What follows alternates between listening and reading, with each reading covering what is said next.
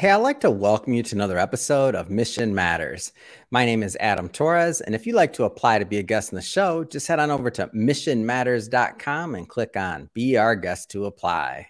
All right, so we have a very special episode today. We're bringing back Mark Mears onto the show. We're celebrating that the book we've been working on, I don't know, for maybe the last year or so is finally out live. It's in the world, and we are promoting it. So for those of you who didn't catch some of our previous episodes, Mark is the founder and chief growth officer over at Leaf Growth Ventures, and he's also an author previously as well. So got his book right here. We'll be doing a recap on that as well. But first off, Mark, I know that's a long intro, man, but the more you come on the show, the more you do with us together as we collaborate, the longer it gets. Welcome back, man. Hey, Adam, it's always great to be with you and your listeners and viewers today. Oh, man. And one other thing I forgot on the intro. You're going to be our first speaker on the online and virtual event that we'll be launching with our Mission Matters MXM brand. So more to come for everybody listening on that. But I thought I'd drop that in as well. And then we can start this episode, Mark, the way that we start them all, with what we call our Mission Matters Minute. So, Mark, we at Mission Matters, we amplify stories for entrepreneurs, executives, and experts. That's our mission. Mark, what mission matters to you?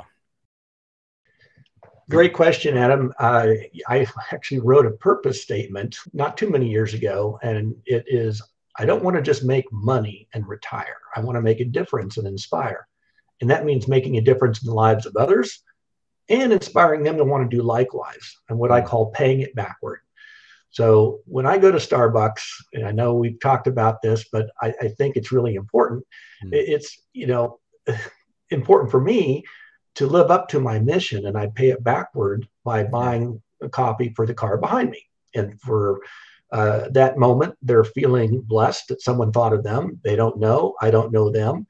And when I drive away, I say a silent prayer that they're having a great day. And so I can't pay it for the car in front of me. They've already gone. And then what I find is by paying it behind me, it creates a chain reaction. It's called the law of reciprocity, where if you do something nice for someone, then they feel led to do something nice for someone else, oftentimes in greater measure. So that's that ripple effect, or that expanded benefit, that I really believe is my mission. So first off, thank you for sharing that. And as I kind of, and we've gotten to know each other more, and I get an idea for what you're doing and how you're doing it. And the more business leaders I just interview through the course of doing what I do, it's interesting because this concept of pay it backward, I feel like at one point it was like just something that you should do. Like, it's something that's good. It's something that feels good. It's something that, but as you said, this law of reciprocity, like, it also, I believe, makes, good business sense to do this. Can you maybe talk a little bit on that? Yeah, that's a wonderful segue, because those of us who are spiritually inclined know that we're supposed to treat others the way we treat ourselves, right? Absolutely. And that's just, that's just basic humanity. Yeah. But you brought up businesses, which I think is really, really important. And I happen to serve as a senior leader network member for an organization, a global organization called Conscious Capitalism, Inc. And their mission aligns very closely with mine, which is elevating humanity through business. So the way I look at it, governments have not proven to be all that effective of getting after some of the world's biggest problems. Religious organizations and nonprofits can only do so much. But businesses actually have the resources, if they're used correctly, to make a tremendous impact in not only their own communities across our countries, but even in the world at large. And to me, that is so important. And that's why I call it the Purposeful Growth Revolution. Yeah. It's a movement about awakening businesses to the opportunity, and I'll say the responsibility, to give back in a way that enhances all four of their stakeholders, their members, their customers or clients or guests, their business partners, anybody in their business ecosystem, and their communities. Yeah. And to me, that is the recipe for growth in the right way, purposeful way. And I know there's like a lot of different ways to give back. So meaning some give back with money, some give back with time, some give back with expertise, some people volunteer. I mean, lots of different ways to give back. And I can just say, you know, at Mission Matters, as we've kind of evolved, like a new KPI that I'm introducing, and I've introduced it over this last year, is really how much we give back. Because now a portion of the book proceeds that we actually that we sell are going back to different various nonprofits, depending on the ones that we've worked with for different themes. And I won't go too far into that. But the whole point of me bringing that up, though, is that I feel like we can always be doing more. Like, we're not a big company, we're not a big, and that's not our main thing that we do in terms of like advertising. Like, it's not a fundraiser to sell books or for us or to that's our business. Like, we're providing a service to the business community. We're providing knowledge. Like, us choosing to give something back in the way that we can is us trying to go further down that path of what I'm guessing the conscious capitalism, even organization, is all about. Mm-hmm. Absolutely. And you know, what I love about Mission Matters, not to give you free advertising, you don't need it, but it says we amplify stories, and we know stories have power. They have actually been around since the dawn of man. And so we learn from each other, and not just how to do our businesses better, but maybe how we can make a greater impact, to your point, in the world. And I loved what you said about we're a small company, and you don't have to, apologize for that. Over 80% of business in America is done through what's called small businesses. But I'll tell you, if you put your life savings into your business, it ain't small to you. Oh, yeah. Right. And then also I'll hear people talk about, well, once we get, a certain level of profitability, then we'll be in a position to give back. It's like, no, you're missing the point. You need to build it into your business model. And you will then see growth, because it's not purpose or profit. It's purpose and profit. And countless examples of companies, big, small, solopreneur like me, can make an impact with our time, to your point, our talents, our treasures, or triumphs and travails, which is this idea of mentorship. It's talking about experience. It's relating stories to help others along their growth journey. And collectively, we all win. Wonderful.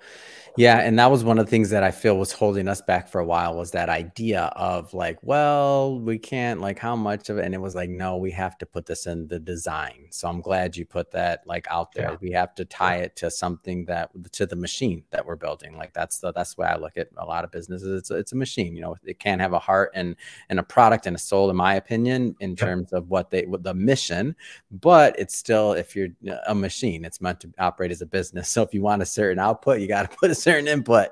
That's right. Let's shift it up a bit here. So I do want to spend some time talking about the content in the new book that we released together. And of course, we're going to talk about the Purposeful Growth Revolution. So 4 ways to grow from legacy to legacy builder. We're going to talk about that, of course, as well. But just let's start out with revolutionary 4D brand alignment, putting the human back in human resources, which is the content you contributed for our latest release. A lot of different things you could have done. I mean, you got a ton of expertise under your belt. Why this topic? Why now? Really, Adam, it's so timely and relevant. And because of COVID and the tremendous downstream impacts of COVID, it's almost as if it gave people a time out to kind of understand maybe, or be introspective and figure out not only what, but who matters most in their lives. Right. And so we'll start with the word revolution. I looked it up in the dictionary, and there's 3 different definitions, and I thought they were really relevant to this place and time. So the first definition of revolution is an uprising of the people. Well, the Sloan School of Management at MIT did a survey of 34 million Americans who left the workforce during COVID and asked them a simple question: why? The number one answer, Adam, over 10 times greater than the second most given answer, was toxic work environment. And Wow. compensation didn't come up until number 16 on the list. Wow. It's as if people were saying, I'm mad as hell. I'm not going to take it anymore. I don't want So to go it back to was that. the work environment that makes me Yeah. think of like back in the day, maybe like a factory or something like, I don't even know. Like, but you wouldn't think of that when, you know, people are just going to work. It's interesting. No.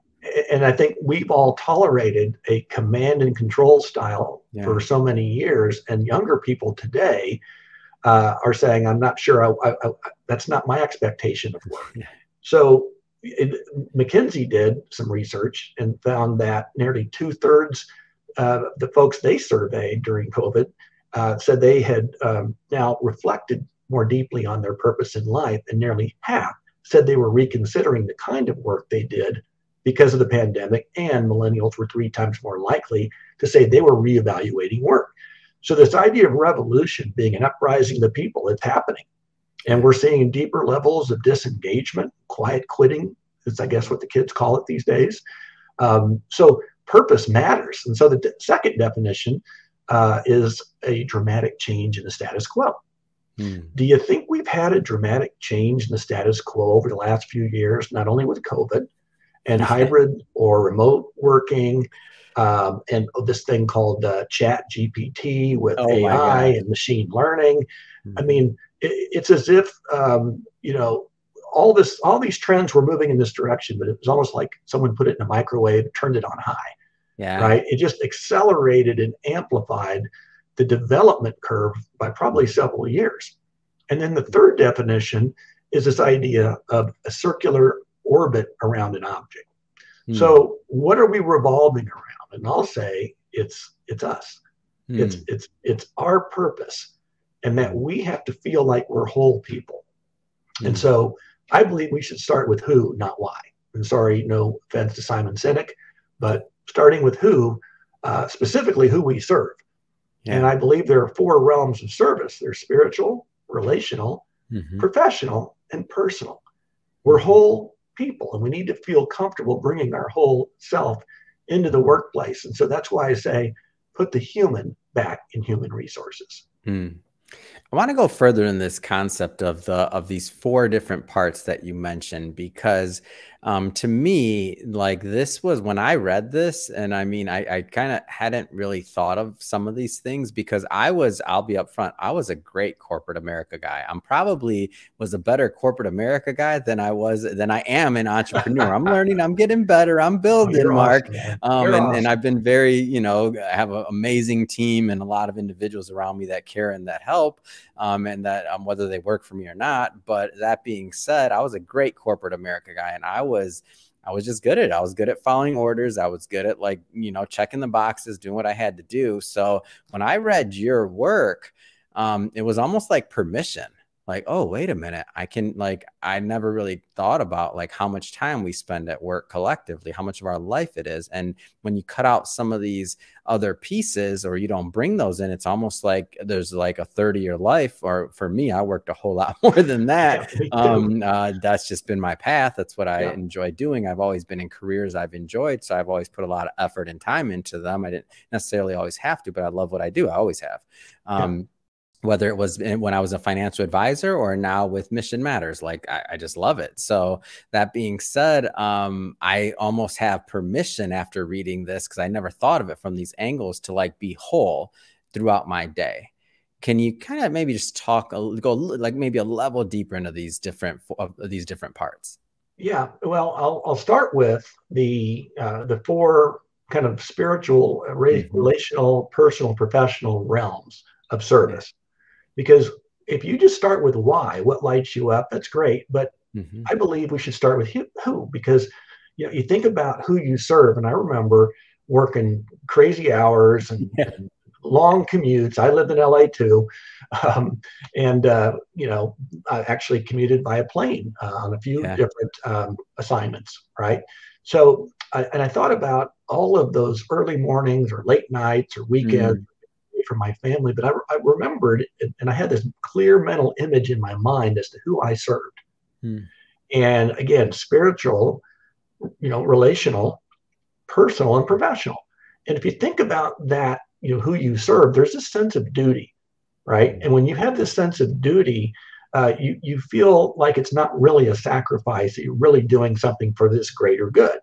Yeah. Now, when I look at that as a Venn diagram that overlaps, 4-circle Venn diagram, if I say spiritual, and as a spiritual person, I don't say, well, God, I'll see you on Sunday, but I got to go to work on Monday. So catch you next week, right? I take my spiritualism into my work. I also look at my relationships, whether it's a spouse or kids or extended family or neighbors or communities. And I say, what duty do I have to them? That's another thing. And then I look at professional. It's my coworkers. It's my brand. If I'm a publicly traded company, it's my shareholders, but it's all those stakeholders that I'm working for. And then I'm looking at myself and going, I better be working for me too, because if I don't take care of my mind, my body, my spirit, and my soul, I'm no good to those other 3 realms of service. So there's this notion of humanity and looking after myself. And it's what they tell you on the airplanes, right? If there's a sudden loss in cabin pressure, a mask will come down. Please put it over your hands and mouth, or your mouth, and before you assist other passengers, right? So we got to look after ourselves. And so it's all interrelational, but it's all revolving around purposeful growth. It makes sense. And I mean, the way that you say it sounds, I won't say easy. Sounds like some simple concepts, but it's all in the implementation, like with anything in business, in my mind. If there's obviously there's only so much we can cover in, one particular podcast interview. And of course, and we're going to get into your book. So we're going to obviously pick this up. And this is, in my opinion, one of the great starts. So in terms of somebody going down this path, but somebody that's listening to this, if they're hearing these ideas, they're thinking about they have that kind of aha moment. I hadn't really thought of things like that. And they're thinking about where to start this journey. I feel like in so many things, the start is some of the hardest things, like going to the gym, whatever it is, go once, go again. All that start's always hard, in my opinion. Where does somebody start when they start going down this new ideology? Well, this is where, I've actually got a new concept that is so simple. I was in a LinkedIn newsletter I wrote in February. I was trying to come up with something linked to my book, but also to the season of love, because Valentine's Day. And I got to thinking love, by putting the human back in human resources, all we need is love. But it's not the kind of love that's going to get you a quick call from HR and escorted out of the building. It's the idea of listen, observe, value, and empower. And you think about that. We all need to be seen and heard, right? To feel like we're there, we're somebody, right? So listening to somebody on a deeper level, understanding the who they serve, the why they do what they do, the how they're uniquely gifted, their superpowers, and then the what they do, then you're going to be a better leader because you're listening to them. And also listen not only to what they say, but what they don't say. Think about what fears, what anxieties, what worries might they have at home beyond the work, and because they're going to bring that to work, right? And they're not going to do it overtly, but it's still going to impact them. So if someone's worried about AI taking their job, or how do you listen to that? What about inflation, or what about this impending recession that we keep hearing about? There's a lot of fears that people are going through over and above when we were in the midst of COVID, right? And observe them. And by observing them, I'm not talking about an annual performance appraisal. I'm talking about real-time coaching. For example, I live here in Kansas City, home of the world champion Kansas City Chiefs. Well, Andy Reid wouldn't wait till the end of the season to coach. He does it all the time. Every practice, every film session, or every game, and it provides people with what they need to be their very best. And so then valuing them as that whole person, not just as a worker, but valuing them by giving them opportunities to learn and grow and develop. And then finally empower them, be the wind beneath their wings and let them soar. And if they fall down, pick them up, dust them off and put them right back out there, because we know that if someone feels empowered, they're going to be engaged with their heart, their head, their hands, and their habits. And they're going to take a greater degree of ownership in the outcomes. They're going to naturally work harder, and they're going to also want to pay it backward to help others along their journey, because they've drunk the Kool-Aid and they want to share it with others. And that just, again, provides a ripple effect of positivity and benefit across all stakeholders in an organization. In your writing, you mentioned multiple case studies. So you talk about Patagonia, you talk about Canva, talk about KPMG. I want you to, maybe we're not going to get into all of them for everybody watching, just so you know, because hey, we want you to pick up the book still, of course. So there'll be a link in the bio, so you can do that. But when you have a moment, but Mark, I do want you to maybe pick any of the three, I don't know, or any of those, maybe kind of go into a little bit of what you talked about in the book to give people a flavor for your writing. Yeah, I think, those are all great examples. Canva is a, online design service firm based in Sydney, Australia. And they've been around now, I want to say 10 years, but they have essentially. That's it? Wow, I didn't realize that. Well, that's the pace of technology, as I mentioned, this whole microwave approach. Wow. But they're now over $41 billion in revenue. But they have a simple two-step process, which is, grow the biggest company we can, but also do the most good. So all of their values are stacked around that idea of these two simple things. And so they integrate their value, they connect it to their business model. So many times when I talk to people about purpose, they're like, yeah, that sounds fluffy, that sounds airy fairy cotton candy. We have to make a bottom line profit or heads will roll. It's like, oh, come on. Yeah, that's so Neanderthal thinking. But these companies that put their purpose, which is their vision, their mission, their values, how they work together in action, right? Not just as empty platitudes on a poster on a wall that you salute when you walk by, but connect them to their four stakeholders, their team members, their guests or customers or clients, their business partners, and their communities. And they're living it out, and they're some of the most profitable firms in their space, right? Yeah. So again, you build it into the business model. You don't wait for some extra cream to skim off the top afterwards. So there are countless examples and case studies of companies who do that. But here's how it reflects back to this idea of 4D brand growth, right? The 4 dimensions of a brand. I was just having coffee this morning talking about branding, and the guy said, yeah, well, brands are the external face of the company to the client or customer or guest. I said, that's one part of it, but there are 4 parts. He said, really? Tell me. Well, I'm going to tell you. The first dimension, going back to that 4-circle Venn diagram, is personal brand. We all have a personal brand, whether we know it or not. Yeah. And it answers the question, who am I? And what value do I add to the organization? Then we have the internal brand, which is that collective we. Now we're a member of a broader team. What do we stand for? Then we have the external brand that my friend was talking about, and that is external facing, as the name suggests. So it's externally facing to your ultimate user or client or customer or community. And then, not to be forgotten, we have our employer brand that answers the question, do I belong here? And so why that's so important, Adam, is that we talk about DEI, and we should make more progress on doing it the right way, not just checking a box. So the way I look at it is diversity just gets you in the door. Inclusion gets you a seat at the table. And equity gives you an equal voice. Well, that's not bad.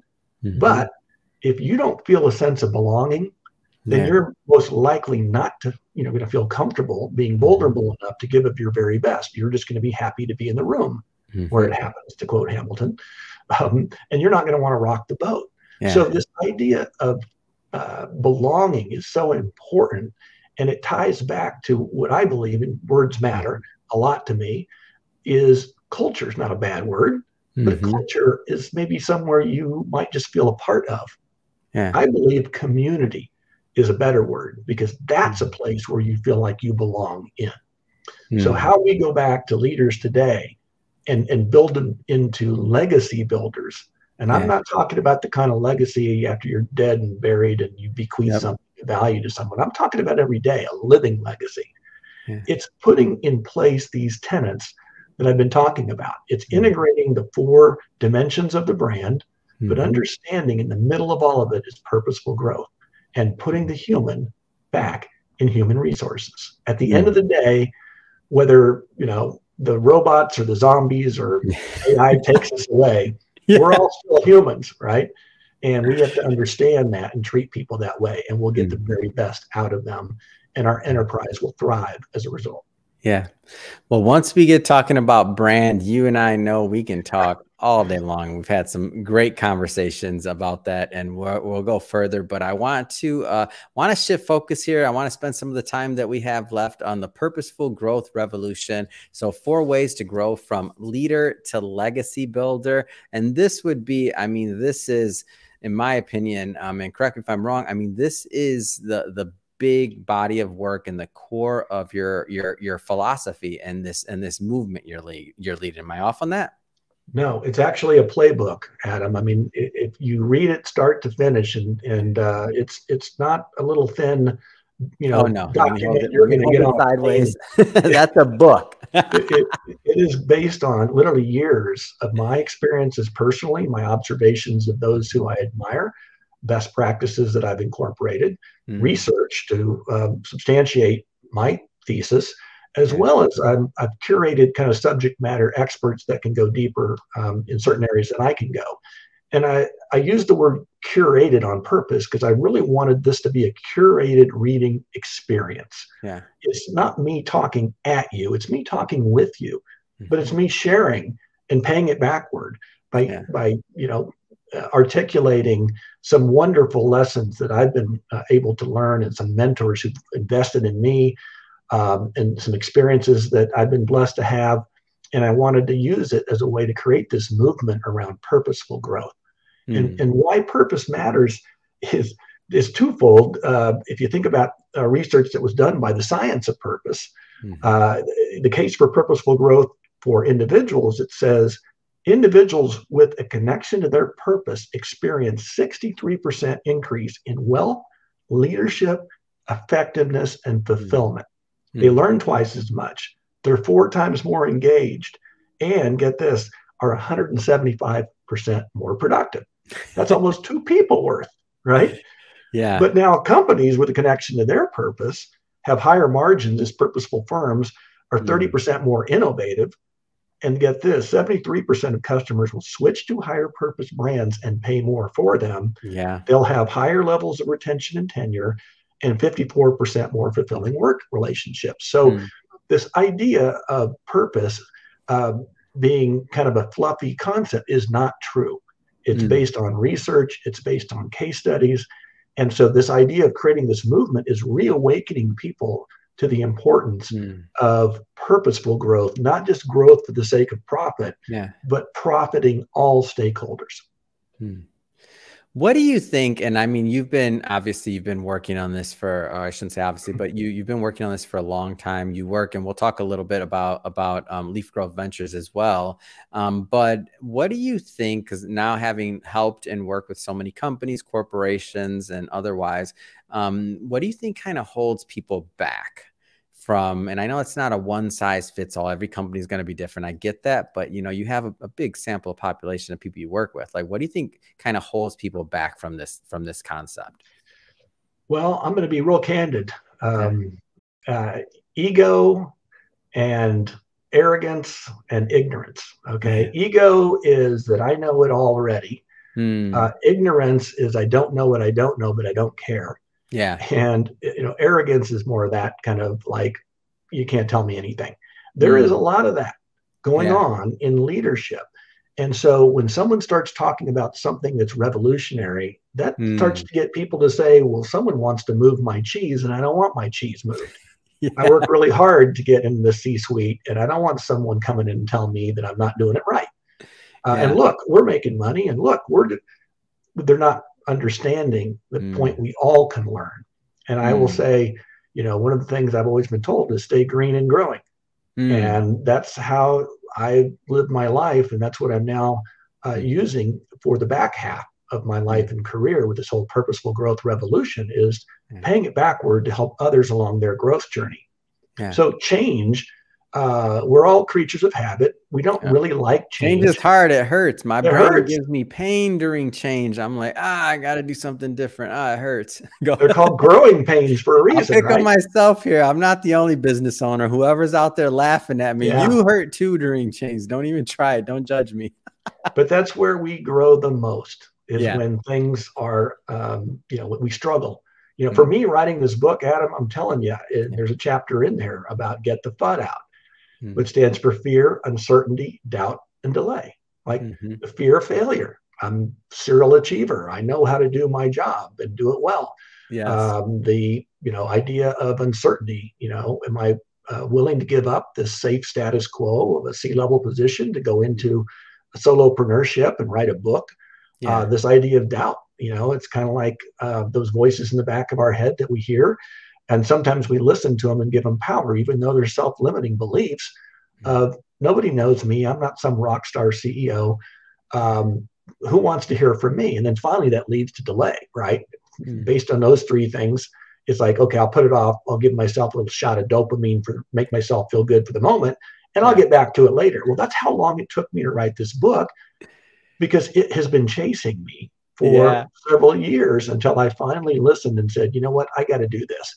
And having fulfilled that goal last fall when it came out, I'm telling you, other than getting married and having twin daughters years ago, having that book show up on my door from Amazon with my name on it was one of the most satisfying or fulfilling endeavors, because I figured out I could do hard things. I could do things I knew nothing about, and I could listen to a calling and follow it faithfully until I reached the objective. And that's really the encouragement I would give your listeners, those who are entrepreneurs, is just don't give up.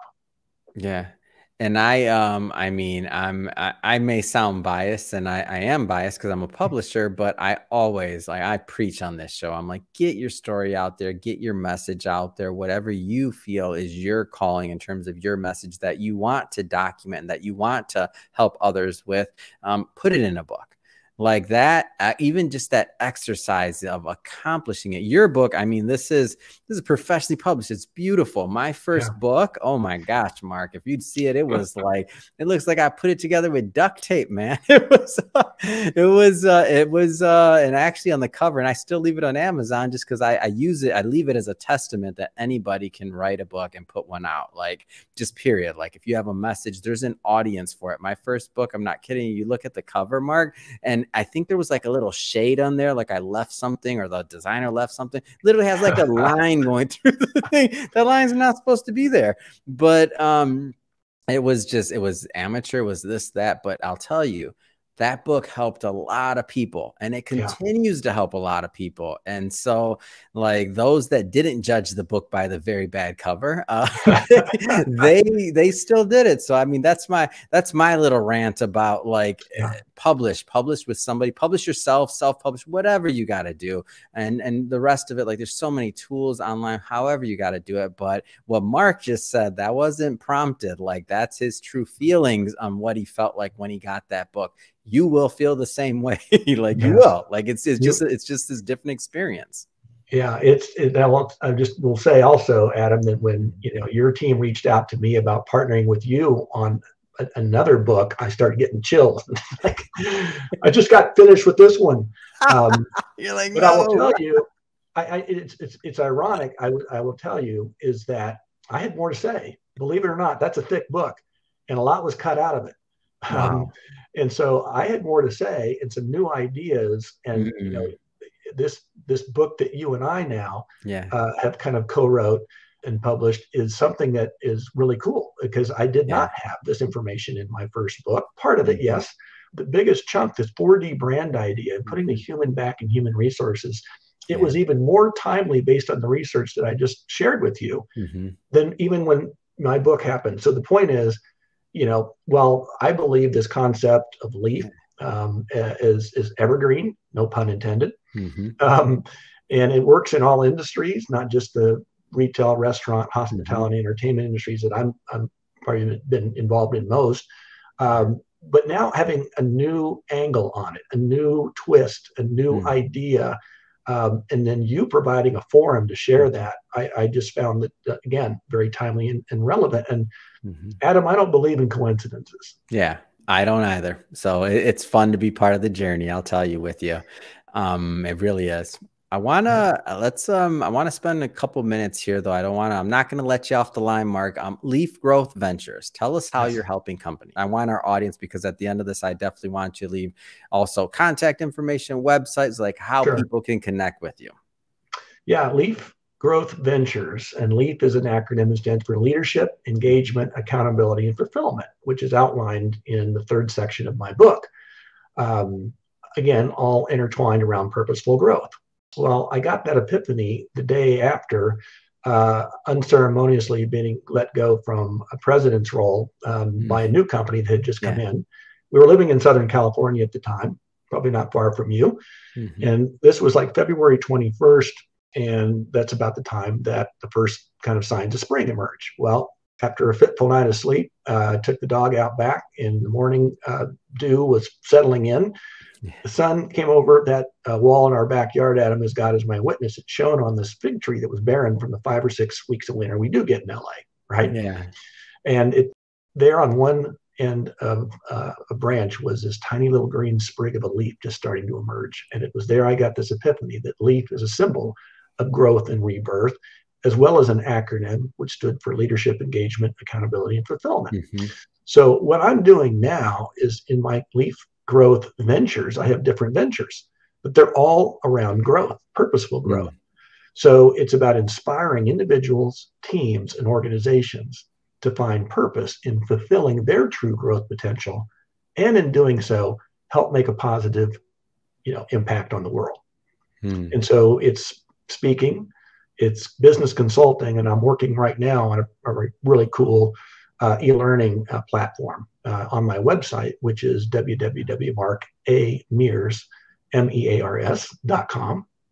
And I invite your viewers and listeners to go to that website, and you can take a free purposeful growth self-assessment. It's right there on the homepage. Takes about 5-6 minutes tops.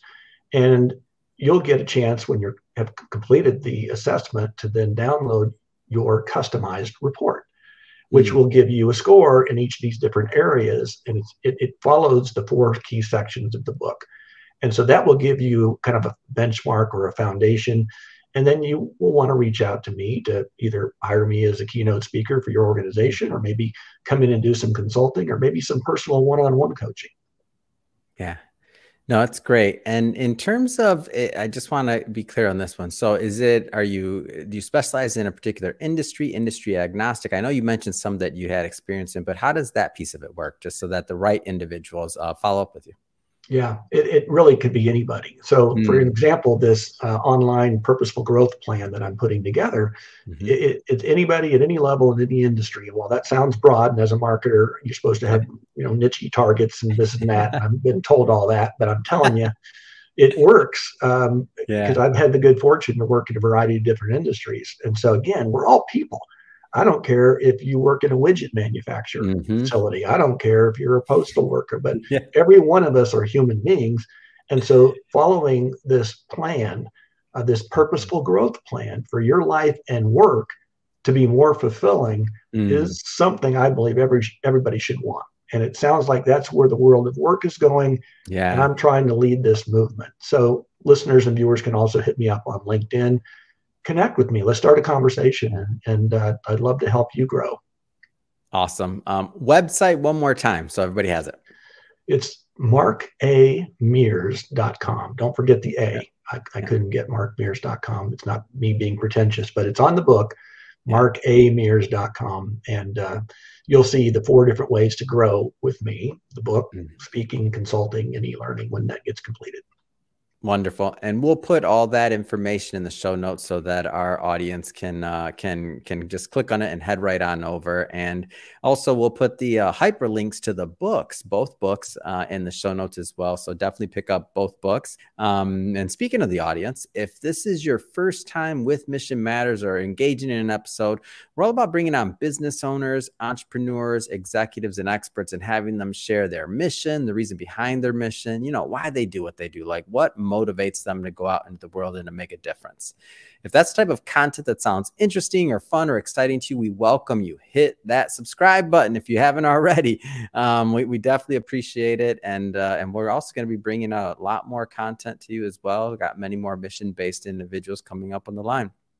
Mark, again, thrilled to continue to promote the book that we did together and your book, of course. So everybody watching this, go grab a copy. There'll be a link in the show notes for you.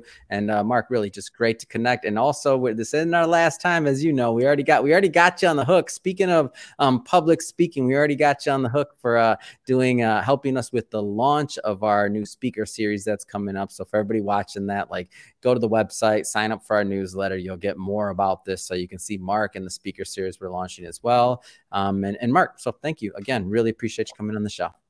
Adam, it's always my pleasure. I look forward to our continued partnership.